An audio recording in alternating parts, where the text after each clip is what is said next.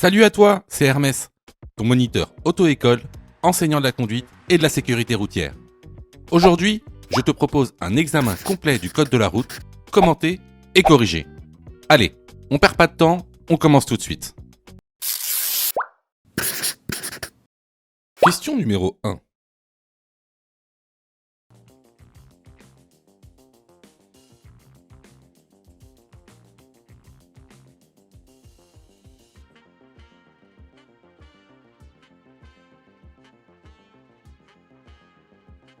Pour prendre la sortie, je dois mettre mon clignotant droit. Oui, réponse A, non, réponse B.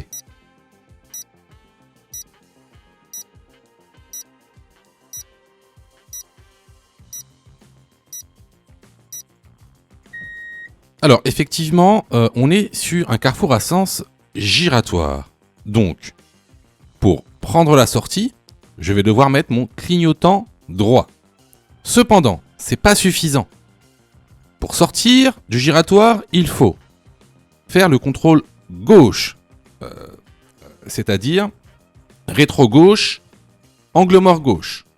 Ensuite, contrôle droit, rétro-droit, angle mort droit. Et là, je pourrai sortir. La bonne réponse ici est la réponse A. Question numéro 2. Le temps de réaction est de 1 seconde dans un état normal. Oui, réponse A.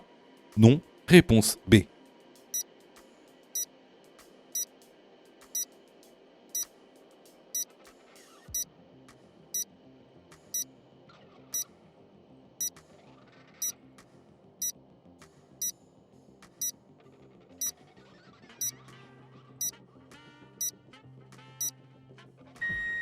Alors, qu'est-ce que le temps de réaction ?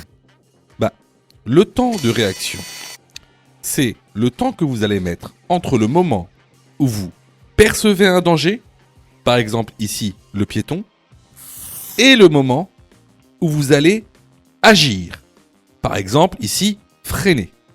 Alors, ce laps de temps est de 1 seconde pour tous les individus dans un état normal. À quoi il correspond de manière exacte ? Tout d'abord, la perception d'un danger. Ensuite, l'analyse du danger. Dans un troisième temps, une prise de décision va être faite. Et ensuite, vous allez agir. Par exemple, ici, freiner. C'est ce qu'on appelle le PADA. C'est un bon moyen mémotechnique pour s'en souvenir. Donc, la bonne réponse ici est la réponse A. Question numéro 3. Je peux utiliser les feux. Réponse A, de brouillard. Réponse B, de croisement. Réponse C, de position seule.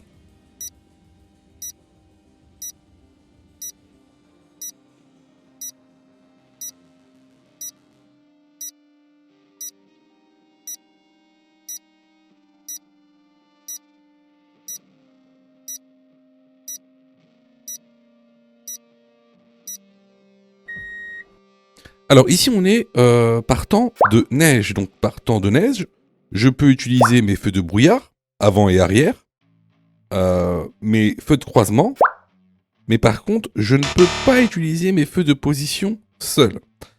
Alors pour savoir quand utiliser certains feux selon le temps, je vous encourage vivement à aller dans la formation. Donc ici, les bonnes réponses vont être les réponses A et B. Question numéro 4. En tant que conducteur, je perçois tout ce qu'il se passe autour du véhicule. Oui, réponse A, non, réponse B.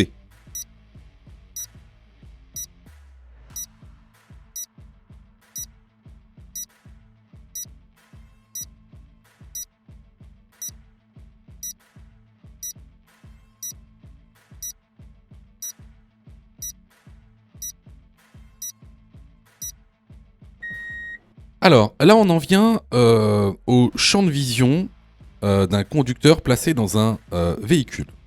Alors, déjà tu dois savoir que le champ de vision binoculaire d'un être humain est de 120 degrés.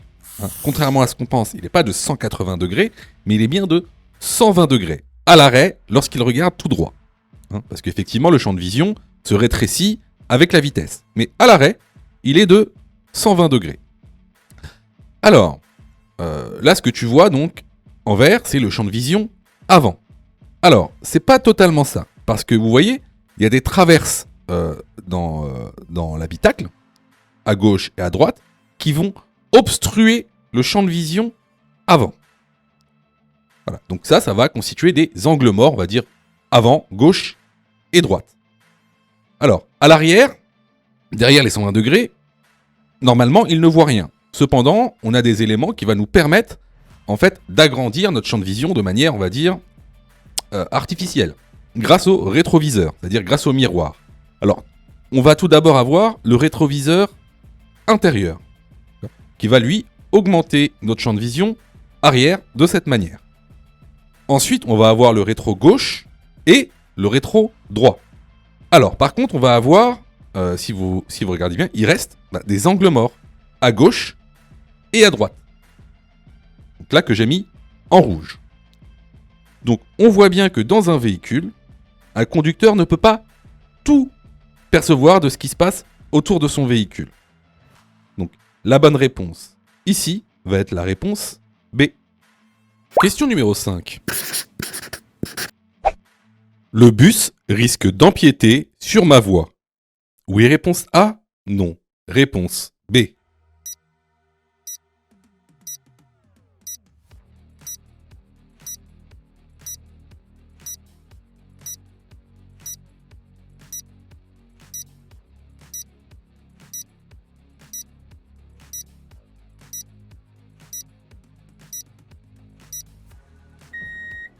Alors, vous devez savoir que les bus ou les camions ont des rayons de braquage beaucoup plus grands que celui d'une voiture. Donc, lors d'un virage, ce genre de véhicule risque d'empiéter sur votre voie. Donc, ici, est-ce que le bus risque d'empiéter sur ma voie ? Bah oui, on le voit bien. La bonne réponse ici est la réponse A. Question numéro 6. La ceinture de sécurité doit être posée à plat sur le corps ? Oui, réponse A. Non, réponse B. Peut-être. Réponse C, vrillée. Réponse D, détendue.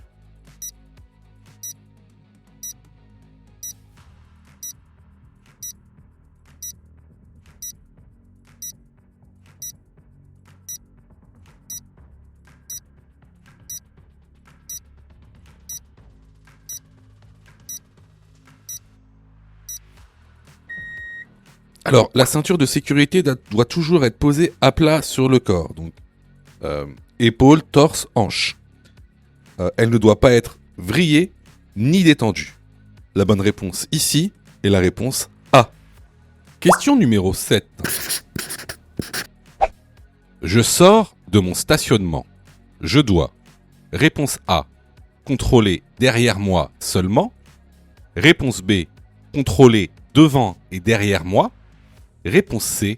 Contrôler les angles morts.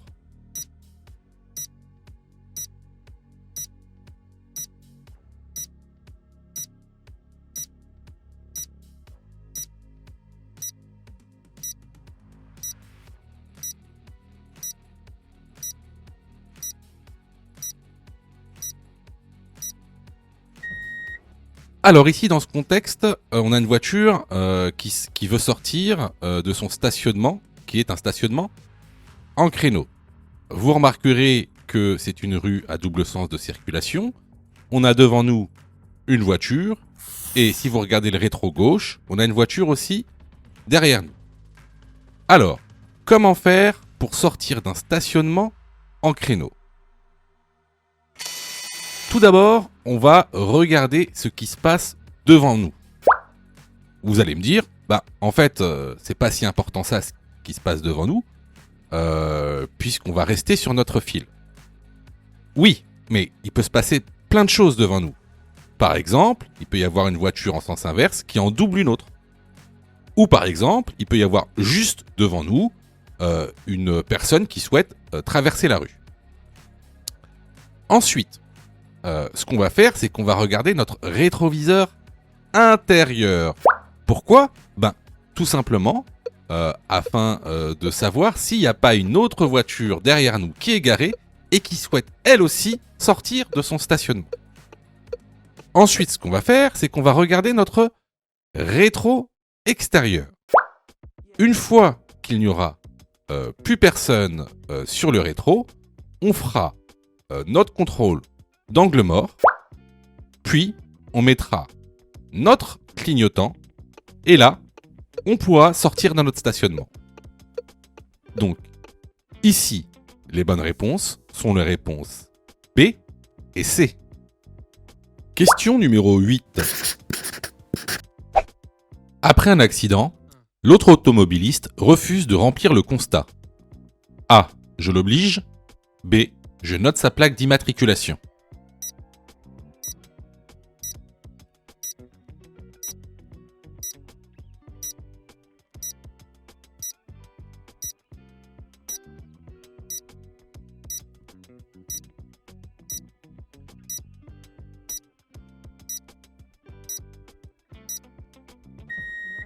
Alors, pour information, un constat se présente comme suit. Il y a une page de garde, qui est bleue. Ensuite, il y a un recto et un verso. Alors, dans le recto, c'est surtout des cases qui sont pré-remplies. Donc avec le numéro d'assurance, les noms, le numéro aussi du permis de conduire.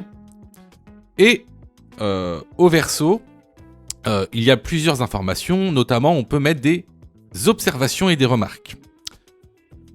Et la page qui est en verso nous concerne nous. D'accord ? Ce n'est pas à l'autre automobiliste de la remplir. Alors, lorsque je fais un accident avec un autre automobiliste, l'autre automobiliste n'est pas obligé de remplir le constat. Il peut refuser. Cependant, vous, ce que vous pouvez faire, c'est justement, en verso, noter sa plaque d'immatriculation et noter qu'il refuse de remplir le constat. Autre chose, sachez également que ce sont des constats uniformisés, qui sont valables dans toute l'Union européenne. Comme vous pouvez le voir en page de garde, il y a bien marqué constat européen d'accident. Donc, peu importe dans quel pays vous soyez lorsque vous faites votre accident, en tout cas en Union européenne, vous pouvez remplir le constat français. Si vous faites un accident en Allemagne, vous pouvez remplir le constat français en langue française. D'ailleurs, regardez, ce sont exactement les mêmes. Par exemple, là, ici, j'ai un constat allemand. Ce sont exactement les mêmes. Donc ça, c'est quelque chose qui est bon à savoir, surtout lorsqu'on voyage. Donc ici, la bonne réponse est la réponse B. Question numéro 9. Ces deux piétons ont la même zone d'incertitude. Oui, réponse A. Non, réponse B.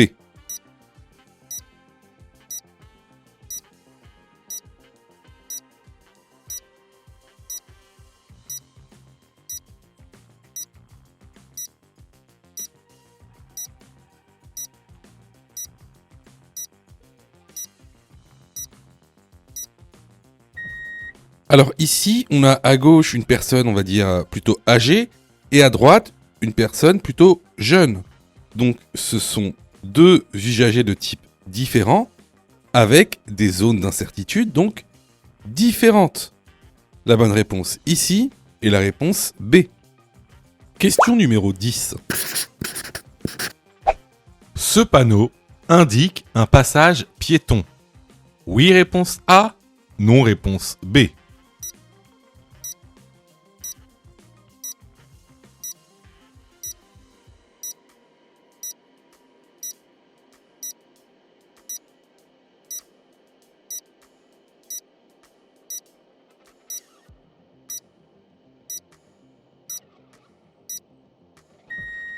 Alors, le panneau de danger qui indique un passage piéton, c'est celui-ci.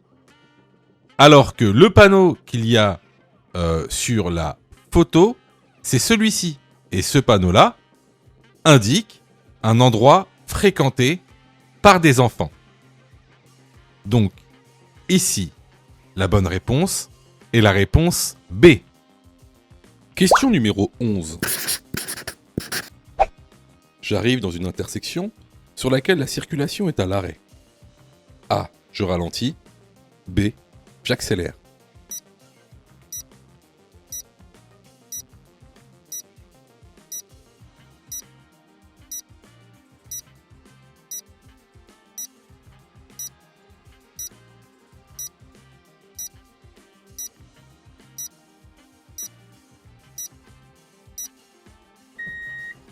Alors, je suis sur une voie où il y a en fait deux voies. Une pour aller tout droit, l'autre pour aller à droite.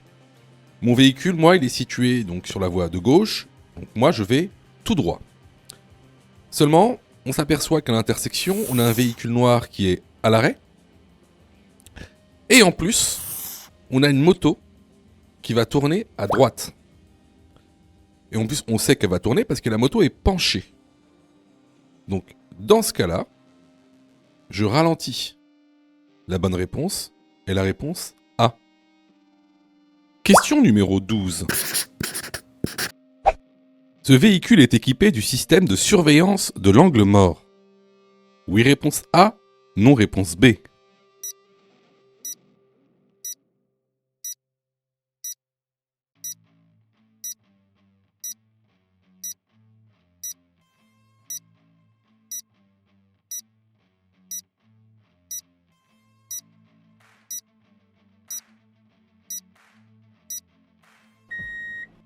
Alors, déjà, c'est quoi le système de surveillance de l'angle mort? C'est une aide à la conduite qui va permettre au véhicule de repérer automatiquement tous les autres usagers de la route qui se trouvent sur ton angle mort. Quand il y aura un véhicule sur ton angle mort, il y aura un petit pictogramme qui s'allumera pour te prévenir. Ici, comme on voit sur la photo, sur le rétroviseur, il y a un petit pictogramme qui montre que ce véhicule est bien équipé de ce système. La bonne réponse ici est la réponse A. Question numéro 13. Je programme mon GPS avant de conduire. Oui, réponse A. Non, réponse B.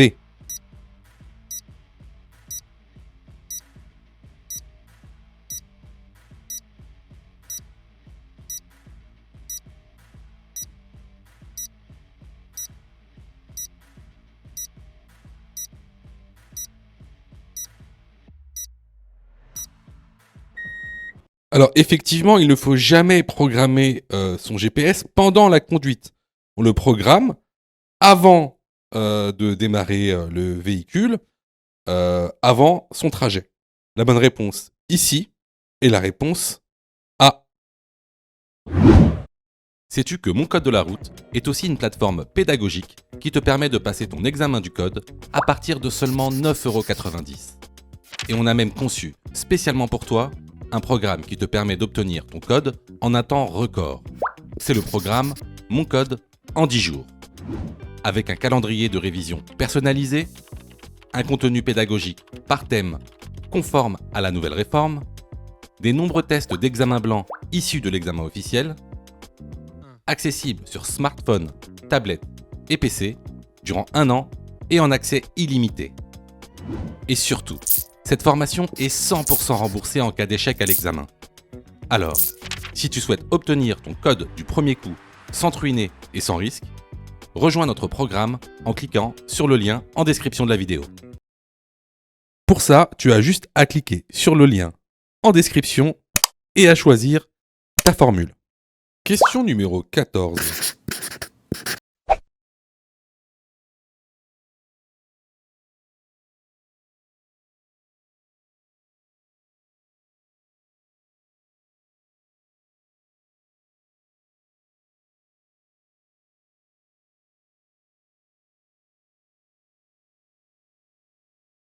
Dans ce contexte, réponse A, je m'arrête juste derrière le bus.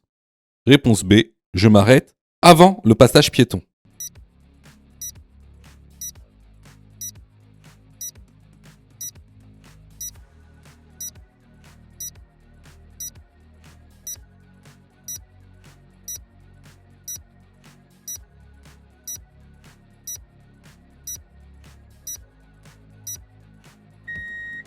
Ici, vous voyez bien que si vous vous arrêtez juste derrière le bus, vous allez devoir vous arrêter à un passage piéton.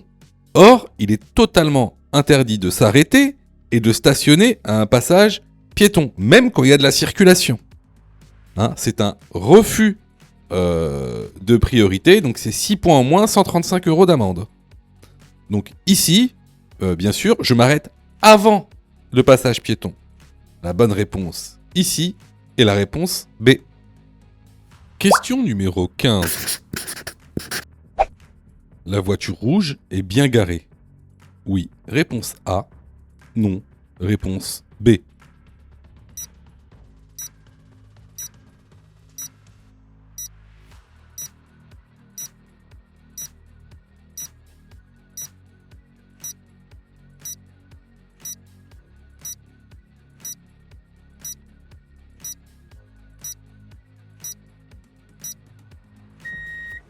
Alors là, vraiment, on a tout ce qu'il faut pas faire en termes de stationnement.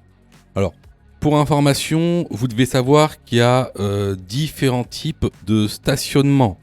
Vous avez les stationnements abusifs, les stationnements gênants, les stationnements très gênants et les stationnements dangereux.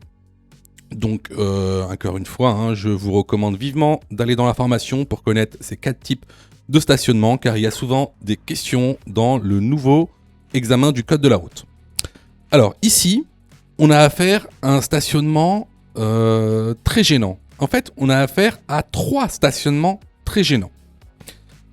Tout d'abord, vous devez savoir une chose, c'est qu'il est interdit de se garer sur un trottoir. Stationnement très gênant, 135 € d'amende. Aussi, il est interdit de se garer sur une voie réservée. Ici, on a une bande cyclable. Donc, le véhicule, si vous voyez bien, il est garé à cheval sur une bande cyclable. Aussi, le plus important, il est garé sur un passage piéton. Donc là, ça fait 1, 2, 3 stationnements très gênants, 3 amendes de 135 €. Voilà. Donc, est-ce que la voiture rouge est bien garée ? La réponse est non. Je vois que tu es super motivé pour avoir ton code.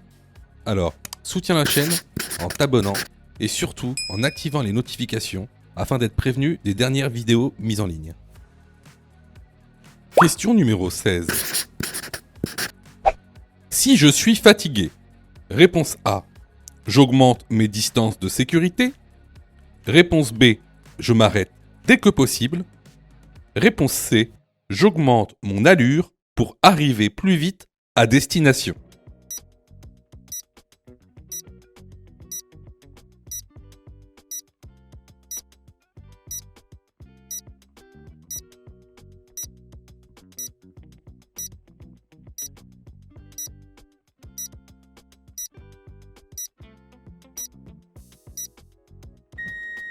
Alors, si vous êtes fatigué, la première chose à faire, c'est de s'arrêter dès que vous en avez la possibilité pour vous reposer. Entre-temps, bien sûr, il sera préférable d'augmenter vos distances de sécurité avec les véhicules que vous suivez. Pourquoi ? Parce que dans un état de fatigue, notre temps de réaction s'allonge. Par contre, la dernière chose à faire, c'est d'augmenter son allure pour arriver plus vite. Hein. Augmenter son allure, c'est augmenter ses probabilités d'avoir un accident. Donc ici, les bonnes réponses sont les réponses A et B. Question numéro 17. Je vais m'engager dans un carrefour à sens giratoire. Je suis placé sur la voie de gauche afin de tourner à gauche. Réponse A, je suis bien placé. Réponse B, je suis mal placé.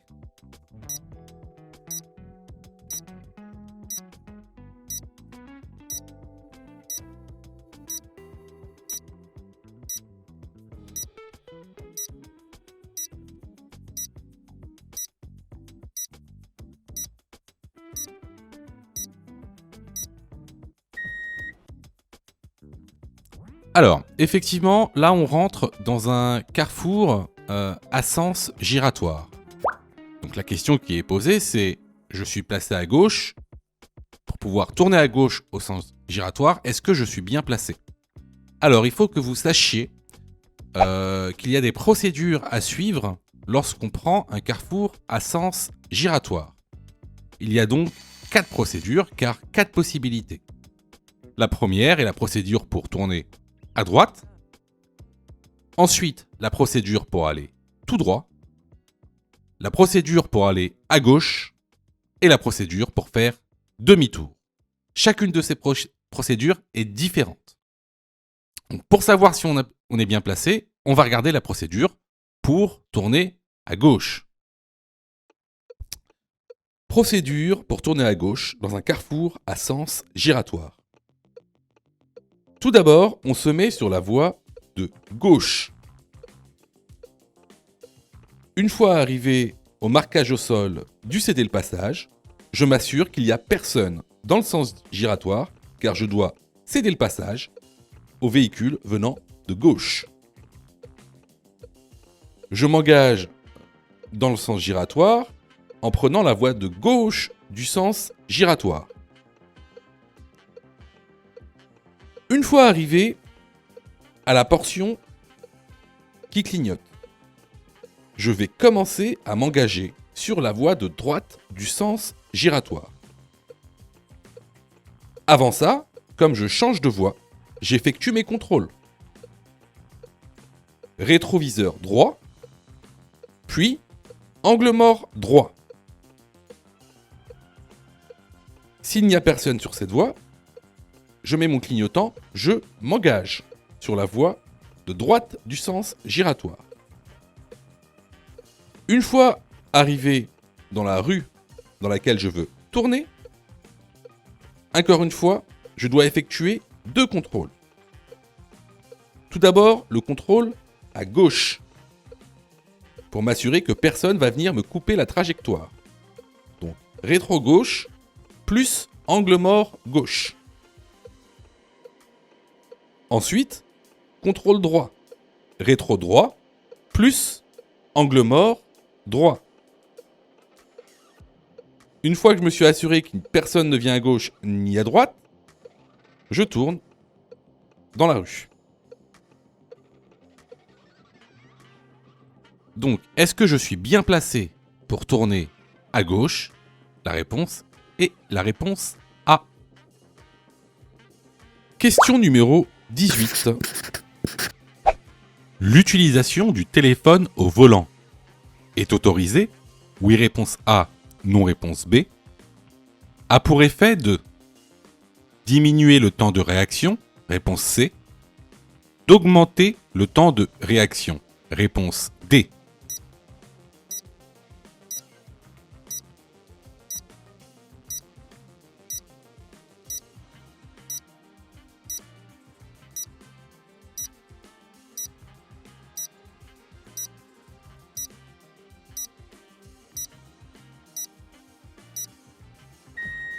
Alors, l'utilisation du téléphone au volant est totalement interdite. C'est une contravention de 4e classe qui est punie par une amende de 135 € et de 3 points de retrait. Pourquoi? Tout simplement parce que l'utilisation du téléphone au volant a pour effet d'augmenter le temps de réaction et donc d'augmenter les risques d'accident. Les bonnes réponses ici sont les réponses B et D. Question numéro 19. La vitesse maximale autorisée pour un poids lourd est de réponse A 130 km/h, réponse B 90 km/h.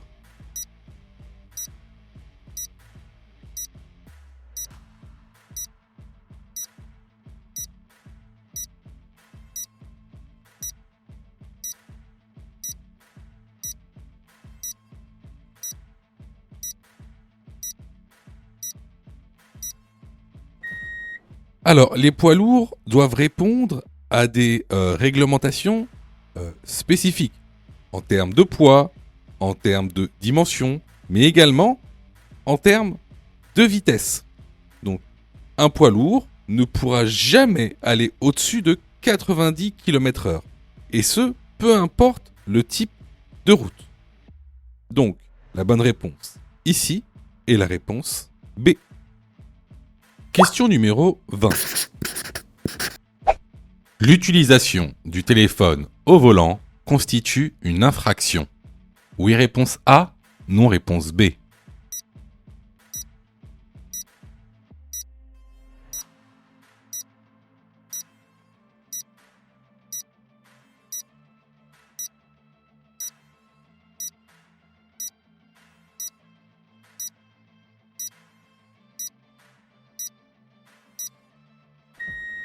Alors, l'utilisation du téléphone au volant est une infraction.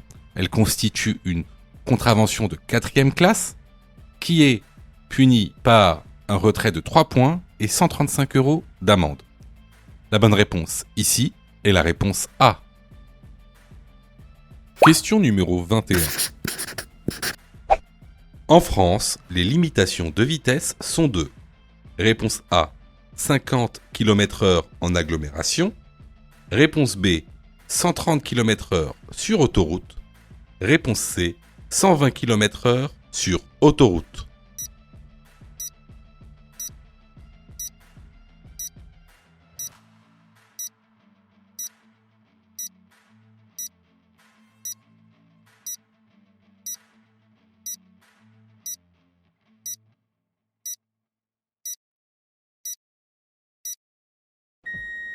Alors, comme le montre le document que vous retrouverez dans la formation, les limitations de vitesse en France sont de 50 km/h en agglomération et de 130 km/h sur autoroute. Les bonnes réponses sont les réponses A et B. Question numéro 22.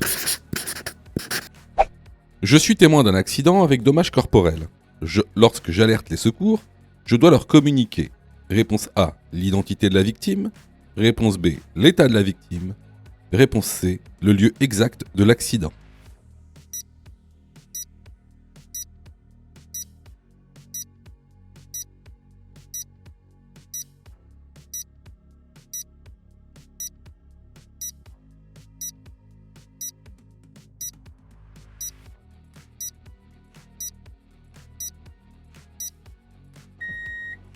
Alors, si vous êtes témoin d'un accident, donc avec dommages corporels, bien sûr, avant d'alerter les secours, il faut d'abord avoir un pré-diagnostic. Alors, on vous demande pas d'être un médecin, on vous demande pas de faire un diagnostic médical, mais en fait de donner les informations essentielles au secours. Alors, tout d'abord, ça va être des informations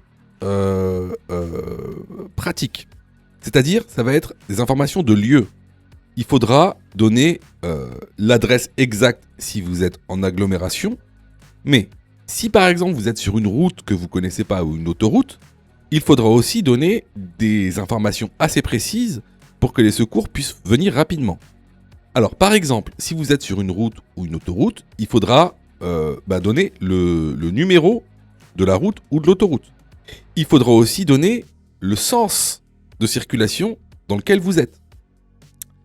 Par exemple, je suis sur la A13 direction Versailles. Le plus simple, par exemple, lorsque vous êtes dans une route ou une autoroute, c'est par exemple de donner les indications qu'il y a sur les bornes kilométriques. Vous vous souvenez, on a vu ça plusieurs fois. Donc il y a des bornes kilométriques sur les autoroutes, mais sur les routes aussi. Donc ça permettra au secours d'avoir une localisation précise et donc d'intervenir le plus rapidement possible. Alors ensuite, il y aura on va dire un pré-diagnostic global de l'état de la victime. Donc il faudra donner comme information, donc est-ce que la victime est consciente ou non? Est-ce que la victime respire ou non? Est-ce que la victime peut se déplacer ou non? Est-ce que la victime a une hémorragie externe ou non? Voilà. Donc c'est un pré-diagnostic, on va dire, global. Donc ici, pour répondre à la question, est-ce qu'on donne l'identité de la victime? Bah non, clairement, ça n'a aucune importance de donner le nom, le prénom, la date de naissance de la victime. Par contre, donner l'état de la victime et le lieu exact de l'accident, c'est primordial. Donc ici, les bonnes réponses vont être les réponses B et C. Alors, attention, tout ce qui est dit sur cette chaîne concernant les secours, les premiers secours à la personne ne sont valables que pour l'examen du code de la route. C'est de la théorie pure. Pourquoi je vous dis ça? Parce qu'en fait, dans la réalité, il y a plein de cas particuliers. Donc, si vous voulez savoir comment réellement secourir une personne, il faut passer votre brevet de secourisme. D'accord? Donc, ce qui est dit ici n'est valable que pour passer l'examen du code de la route, car c'est de la théorie. On ne fait que balayer les grandes lignes. Question numéro 23. Dans cette situation, j'allume mes feux. Réponse A, de brouillard. Réponse B, de route.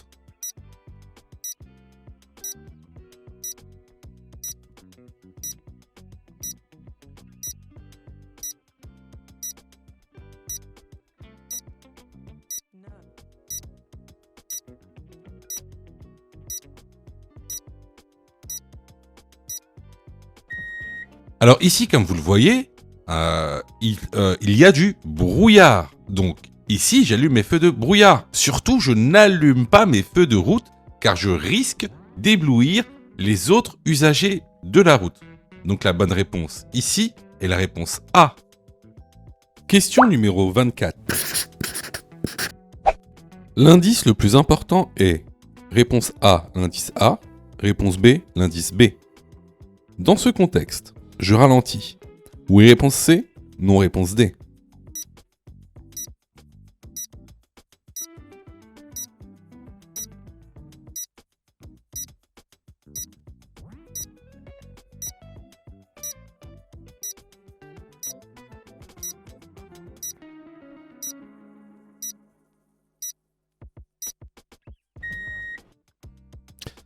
Ici, tu vois, on a en A un homme avec une sorte de chien à un stop.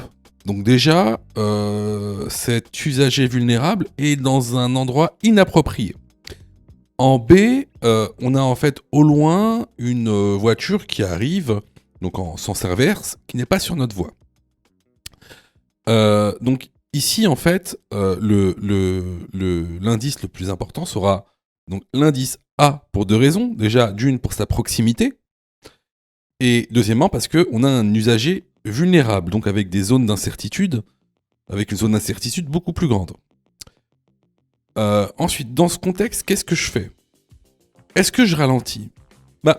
Là, on va ralentir, parce que, étant donné qu'on est avec des usagers vulnérables, avec deux zones d'incertitude différentes, on ne sait pas comment le chien et l'homme vont réagir.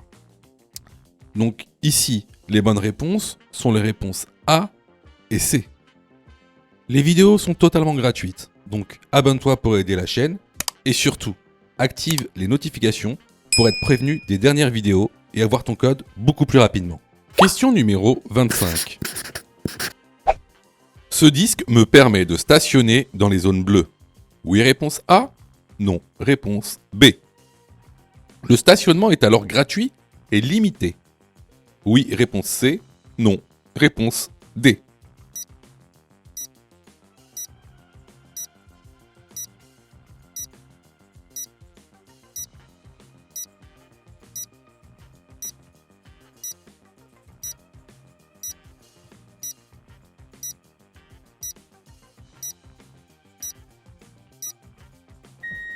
Alors effectivement, ce disque te permet de stationner dans ce qu'on appelle les zones bleues, c'est-à-dire les stationnements qui ont des marquages bleus.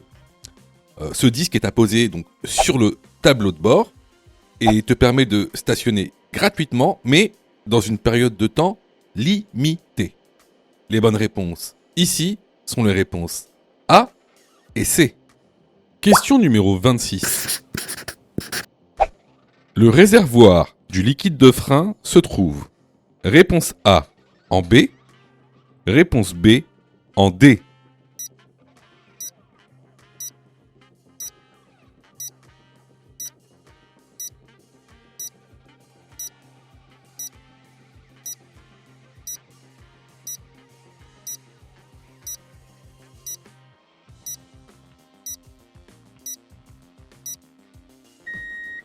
Alors ici, le réservoir du liquide de frein se trouvera en B. La bonne réponse est la réponse A. Question numéro 27. Étant de nuit, il est préférable de faire un appel lumineux. Oui, réponse A. Non, réponse B.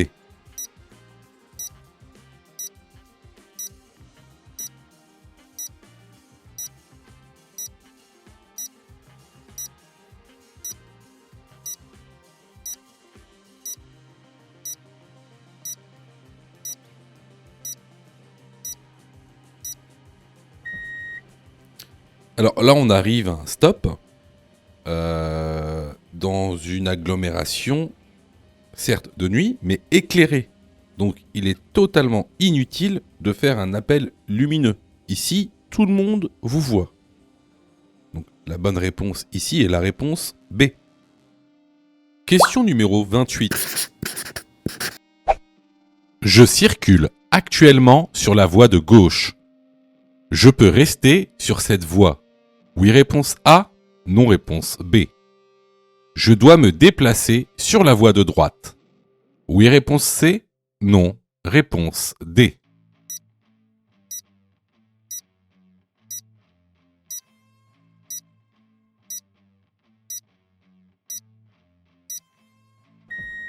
Alors, ici déjà, on roule sur une deux voies à sens unique.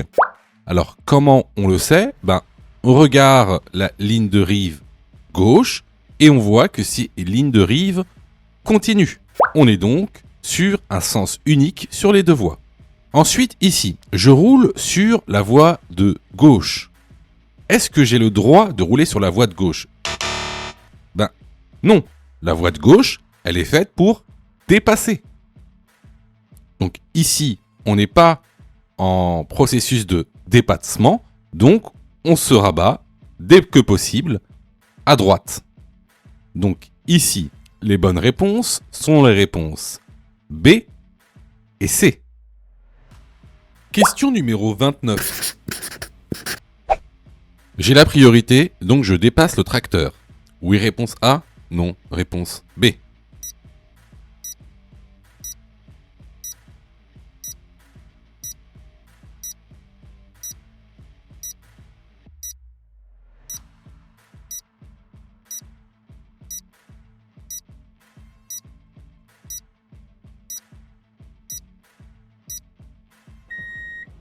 Alors ici, effectivement, on a un panneau qui nous indique qu'on a la priorité à la prochaine intersection.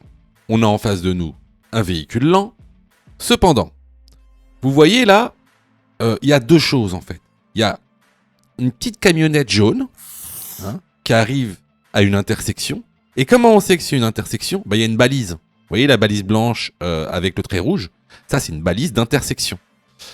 Donc ici, vu qu'on a une intersection, on va pas dépasser le tracteur. On dépassera le tracteur après l'intersection. Donc ici, j'ai la priorité, donc je peux dépasser le tracteur. Non, la bonne réponse est la réponse B. Question numéro 30. Ce panneau indique une bifurcation. Oui, réponse A. Non, réponse B.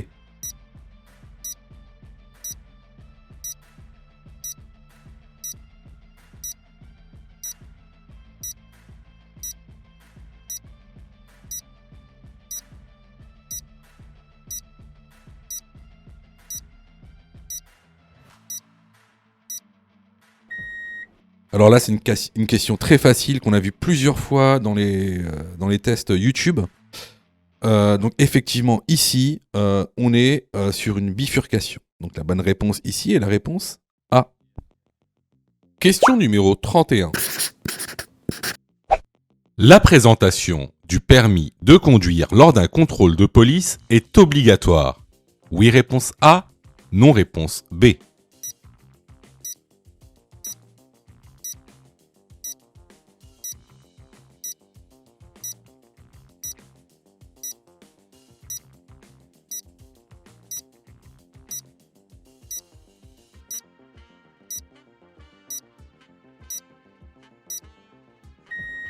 Alors, plusieurs documents sont obligatoires à bord du véhicule et donc lors d'un contrôle de police.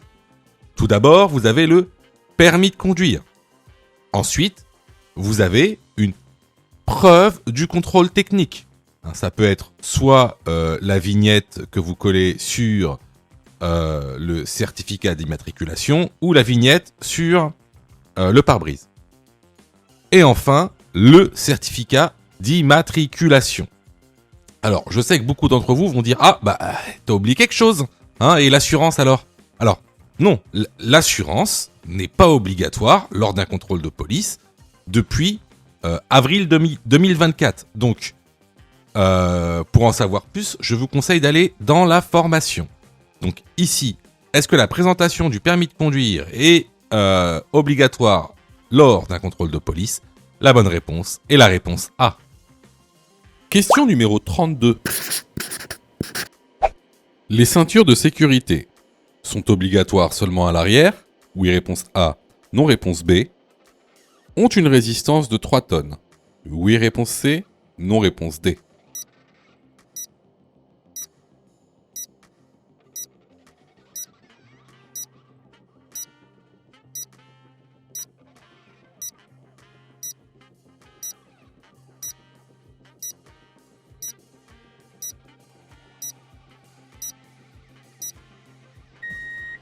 Alors, bon à savoir, les ceintures de sécurité sont obligatoires à l'avant et à l'arrière. Elles ont effectivement une résistance de 3 tonnes. Les bonnes réponses ici sont les réponses B et C. Alors, vous voyez, il y a beaucoup de gens, en fait, je sais, hein, je sais que vous êtes trompés. Enfin, beaucoup d'entre vous se sont trompés. Je sais que vous passez beaucoup de temps à réviser votre code. Je le sais. Hein, sûrement que même vous avez une application gratuite. Mais vous savez, les applications gratuites, si c'est gratuit, ne pensez pas que vous allez avoir de la qualité. D'accord ? Ne pensez pas ça. Hein, c'est pas pour rien qu'il y a 40% de taux d'échec. Quasiment la moitié des gens qui regardent cette vidéo vont rater leur code. Pas parce qu'ils n'ont pas travaillé, pas parce qu'ils sont nuls, parce que vous avez été mal formés. C'est pour ça que nous, on vous propose donc une plateforme de formation 100% dédiée au code de la route, réalisée par des professionnels, avec une méthodologie adéquate qui vous permettra d'avoir votre code de la route rapidement. En plus de ça, vraiment ça coûte pas cher. Vous pouvez commencer à vous former pour 9,90 €. Ça, c'est la formule la plus basse. Sinon, vous pouvez même choisir la formule « Mon code en 10 jours ». Et avec cette formule, vous êtes 100% remboursé si vous ratez votre code. Simplement en envoyant la preuve de votre échec. Donc voilà, moi un petit conseil que je vous donne, surtout si vous êtes trompé à cette question, allez dans la plateforme, formez-vous correctement. Vous allez voir, ça va bien se passer. Pour ça, tu as juste à cliquer sur le lien en description et à choisir ta formule. Question numéro 33. Ce témoin s'est allumé. Réponse A, je m'arrête dès que possible. Réponse B, je continue mon trajet.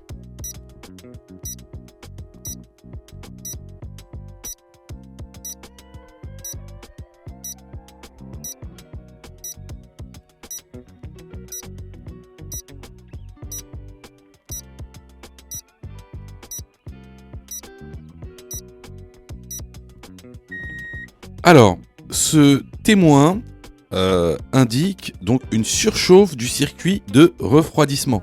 C'est le témoin le plus grave que tu puisses avoir dans une voiture, car il refroidit ton moteur.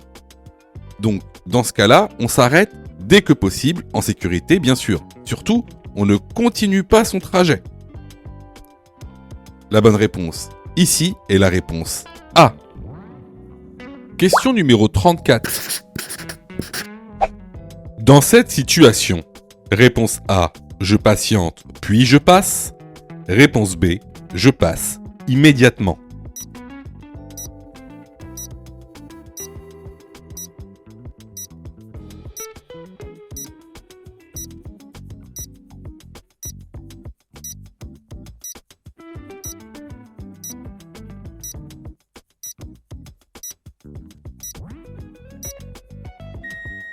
Alors ici, tu vois, il y a deux choses à voir. La première, à droite, on a une personne qui sort de son stationnement, portière ouverte. Donc, sur la chaussée. À notre gauche, on a un véhicule qui vient en sens inverse. Ici, il va d'abord falloir laisser passer le véhicule qui vient en sens inverse. Pourquoi ? Parce que déjà, premièrement, c'est nous qui avons l'obstacle. L'obstacle est sur notre chaussée, notre voie de circulation. Et aussi, parce que il va falloir laisser un intervalle de sécurité de 1 mètre entre nous et le piéton. Donc ici, on laisse passer le véhicule, puis on dépasse le véhicule stationné en laissant un intervalle de sécurité d'1 mètre. La bonne réponse ici est la réponse A. Question numéro 35. Le système Stop and Start permet de diminuer la pollution sonore et atmosphérique. Oui, réponse A. Non, réponse B.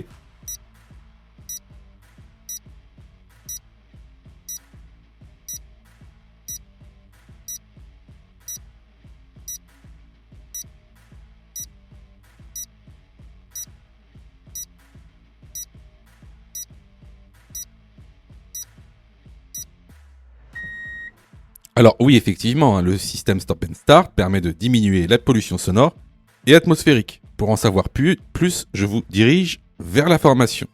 La bonne réponse ici est la réponse A. Question numéro 36. Les forces de l'ordre peuvent contrôler les gaz d'échappement d'un véhicule. Oui, réponse A. Non, réponse B.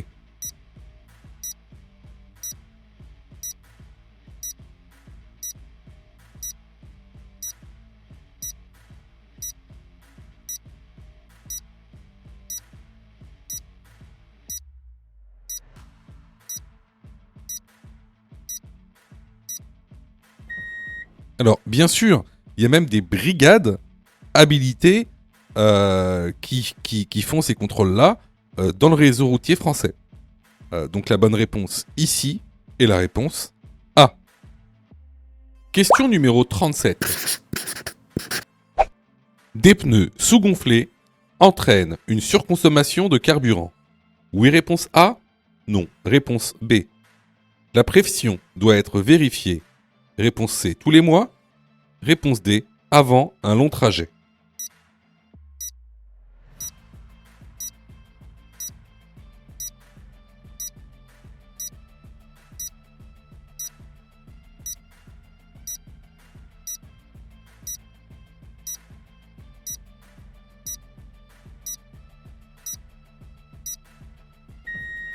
Alors oui, des pneus sous-gonflés vont provoquer une surconsommation en carburant.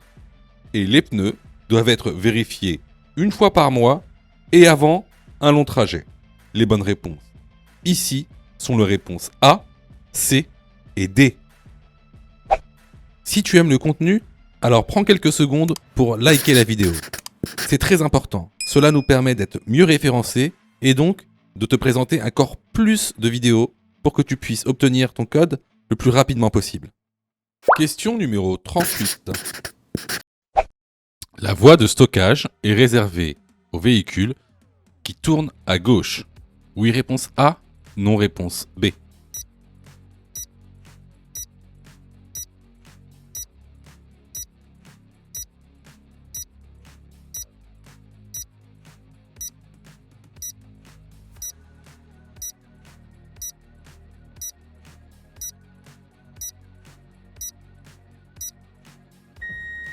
Alors ici, tu vois la voie dans laquelle on s'apprête à aller. c'est une voie réservée, hein, on peut le voir parce que on a des lignes épaisses discontinues et une flèche allant à gauche. Donc effectivement, si je veux tourner à gauche, je m'engage dans la voie de stockage. La bonne réponse est la réponse A. Alors là, c'était vraiment une question de cours qu'on voit régulièrement dans la formation. Donc, si vous avez eu faux à cette question, vraiment, je vous incite vraiment à vous former, hein, que ce soit chez nous ou ailleurs. Alors, je reçois plusieurs messages de votre part, d'ailleurs, je vous en remercie. Alors, vous me posez souvent deux questions. Alors, la première, c'est quand est-ce que je suis prêt pour passer mon code? Et la deuxième, c'est est-ce que je dois suivre la formation? Alors, tout d'abord, on va répondre à la première question. Quand est-ce que tu es prêt pour passer ton code? C'est très simple. Si tu fais moins de 5 fautes sur les 5 dernières séries d'examens blancs que tu as fait, alors tu es prêt à passer le code de la route. Donc attention, hein, ça veut dire qu'il faut que sur les 5 dernières séries que tu as faites, de manière consécutive, il n'y a pas une seule série où tu as fait plus de 5 fautes. Donc si tu as fait plus de 5 fautes à une seule série, il faut que tu continues à faire des examens blancs. La deuxième question. Est-ce que il serait mieux pour moi de prendre une formation? Alors, là, c'est pareil. Si tu fais 8 fautes ou plus sur les 5 dernières séries d'examens blancs que tu as faites, alors, il est vivement conseillé de te former. Ça veut tout simplement dire que il te manque certaines notions essentielles. Ça veut pas dire que tu connais pas ton cours, ça veut dire qu'il te manque des notions essentielles pour pouvoir progresser. Et clairement, c'est pas en faisant des examens blancs que tu vas progresser, tu vas même plutôt stagner. Voilà. Donc si tu as fait 8 fautes ou plus sur l'une des 5 dernières séries que tu as faites, je te conseille vivement de te former. Surtout que on a mis en place donc une plateforme pédagogique qui répond vraiment à tous vos besoins. On a fait en sorte que tout le monde puisse se former au code de la route. Vous avez la formule standard, par exemple, qui est à 19,90 € par an. Donc vous payez une fois 19,90 € et vous avez le droit à toute la plateforme pendant un an en illimité, avec tous les cours, tous les 10 thèmes, plus de 1200 questions issues de l'examen officiel, commentées et corrigées.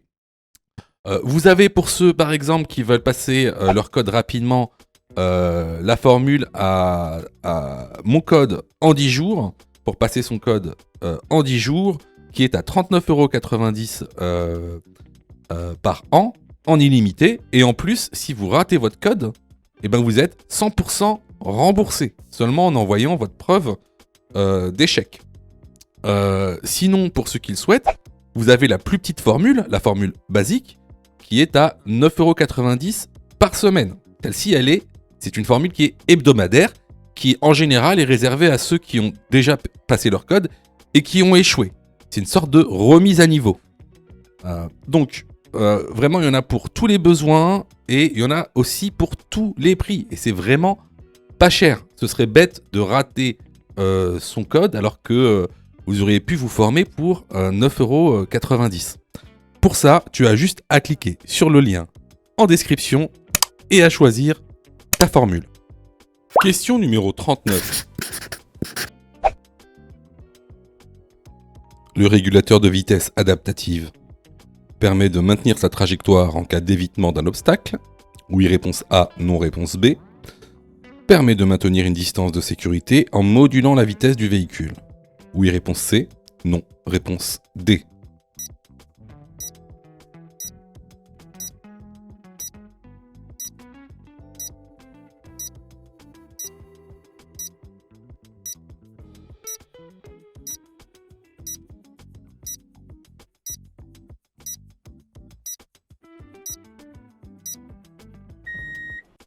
Alors, le régulateur de vitesse adaptative fait partie des aides à la conduite. Je vous conseille vivement de connaître toutes les aides à la conduite qu'on peut retrouver dans un véhicule, car les questions sont aujourd'hui nombreuses dans les examens officiels, comme vous l'avez vu dans ce test par exemple.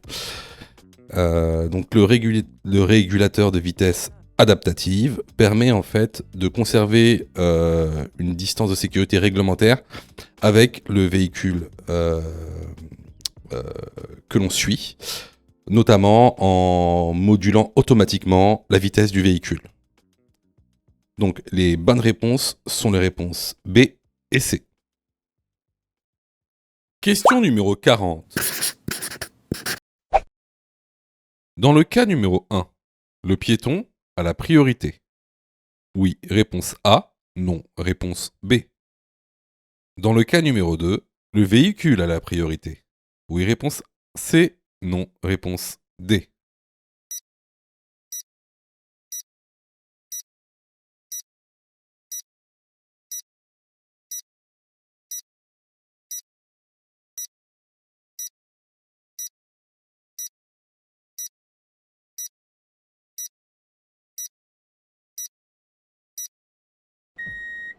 Alors là, on peut voir, dans le cas numéro 1, donc un passage piéton. Dans le cas numéro 2, il n'y a pas de passage piéton. En tout cas, dans les deux cas, le piéton regarde devant lui, donc il n'a pas connaissance de la voiture qui vient derrière lui, et il s'apprête à traverser. Alors, la règle est que, peu importe la situation, quand un piéton est sur une voie ou qu'il s'apprête à aller dans une voie, alors il est prioritaire. Le piéton est toujours prioritaire quoi qu'il arrive. Même sur une autoroute, un piéton sur une autoroute sera prioritaire. Donc, ici, dans le cas numéro 1, le piéton a la priorité. Oui. Dans le cas numéro 2, le véhicule a la priorité. Non. Les bonnes réponses sont les réponses A et D. Si tu as fait 8 fautes ou plus, ne panique pas. Rejoins-nous sur notre plateforme pédagogique en ligne en cliquant sur le lien en description de la vidéo. Tu pourras alors choisir la formule qui te convient. N'oublie pas de liker la vidéo et de t'abonner pour recevoir toutes les dernières notifications. Tu peux aussi continuer à t'entraîner en cliquant sur l'une des vidéos qui s'affichent.